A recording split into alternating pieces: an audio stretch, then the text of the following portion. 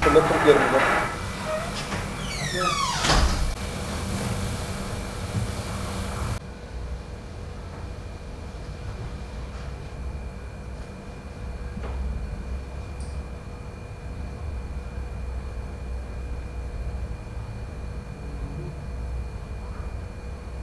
TEDAŞ tarafından benim telefonuma bir mesaj girdi. 4046 TL borcunuz var diye.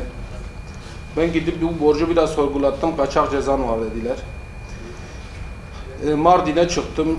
Müdür beye çıktım. Gerekli ekip arkadaşlara çıktım. Herkes bu kaçağın var olduğunu söylüyor ve bu borcu ödemek zorunda olduğunu söylüyor. Ama ben kesinlikle kaçak kullanmadığımdan eminim. Geçmiş faturalarım bunun bir ispatıdır. Savcımın kontrolü ve tesisatımın kontrolü bunun bir ispatıdır. Ama yetkililere anlatamıyorsun derdini. Her şeyi kulak arkası yapıyorlar. Sadece resmi konuşuyorlar. Git dilekçeni ver, komisyona sunulacak. Dilekçe ve komisyon da zaten boş hikaye. Şu ana kadar silinen bir borç görmedim bu dilekçe ve komisyonla. Onun için muhatap bulamıyorsunuz. Sadece herkese suçlu gözüyle bakıyorlar. Bir inceleme istediğinde sadece dilekçe ver, inceleme yok.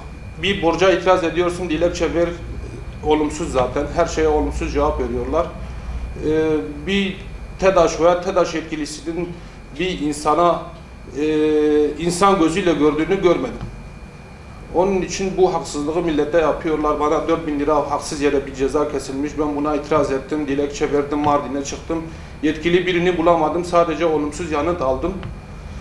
Mahkemeye versem dahi bir sonuç alamayacağımı söylediler. Ne mahkeme ne savcılık, her türlü kapı kapalıymış. Öyle diyorlar bize. Ben de hakkımı helal etmiyorum. Bu borcu ödesem bile inşallah Allah hakkımı bırakmaz. Öyle diyeyim yani.